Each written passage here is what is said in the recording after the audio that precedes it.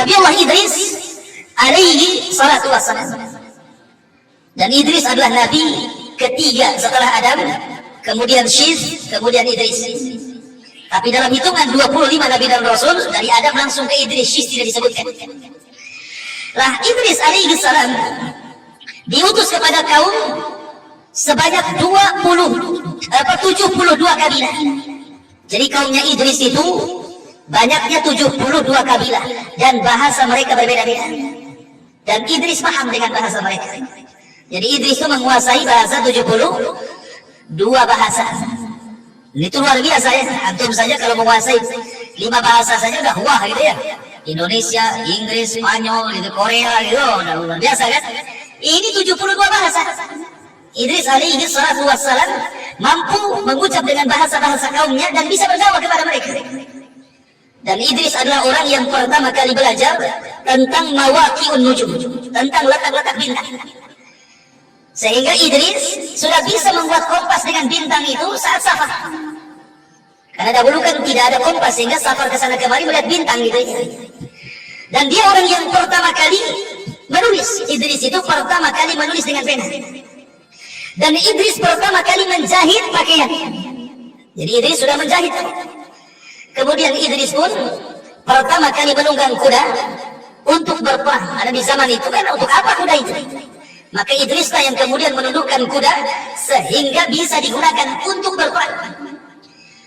Kemudian juga Idris, di antara mukjizatnya adalah Allah angkat ke langit keempat, dan itu pernah berjumpa dengan Rasul. Dalam peristiwa Isra Mi'raj, Nabi SAW diangkat ke langit pertama, kedua, ketiga, kemudian keempat. Di langit keempat inilah kemudian Idris alaihi salatu wassalam berjumpa dengan Nabi SAW, kemudian mengatakan marhaban bi nabiyyin saleh, selamat datang dengan Nabi yang saleh. Kemudian Nabi SAW mengatakan kepada Jibril, siapa itu? Maka Jibril mengatakan, dialah Idris. Dan Allah Subhanahu wa taala angkat ke langit keempat, dan Allah katakan wa rafa'nahu makanan 'aliyah, dan kami angkat Idris ke tempat yang tinggi. Ada kisah, walaupun kisah ini memang fihi nazar oleh sebagian para ulama, diteliti sanadnya. Nah, kisah ini dianggap kisah Israiliyat. Jadi Idris alaihi salatu wassalam saking semangat berdakwah kepada kaumnya. Jadi Allah Subhanahu wa taala mengatakan inni alfa'u laka kulla yaumin mithla jami' amal ibni Adam. Wa Idris, karena semangatmu berdakwah, aku akan angkat setiap hari pahala sebanyak umat yang kau dakwahi, setiap hari. Sehingga mendengar ini keutamaan besar, Idris pun takut kalau seandainya usianya pendek, sehingga dia tidak mendapatkan pahala banyak. Kemudian dia berdiskusi dengan malaikat Jibril, bagaimana caranya agar Allah Subhanahu wa taala menangguhkan usiaku sehingga Allah memberikan usia yang panjang bagiku. Maka Jibril mengatakan, itu wewenangnya malakul maut. Kalau engkau ingin diperpanjang usiamu supaya tidak lekas dicabut nyawa, berdiskusilah dengan malakul maut. Kemudian Idris mengatakan, bagaimana aku caranya berjumpa dengan malakul maut? Kata Jibril, ayo kita ke langit, kita jumpai malakul maut. Dari sini kemudian Idris diangkat oleh Allah ke langit keempat. Baru sampai ke langit keempat, tiba-tiba malakul maut sudah ada di situ. Kemudian Jibril menjauh daripada Nabi Idris, kemudian mendekati malakul maut dan mengatakan, kenapa kau ada di sini?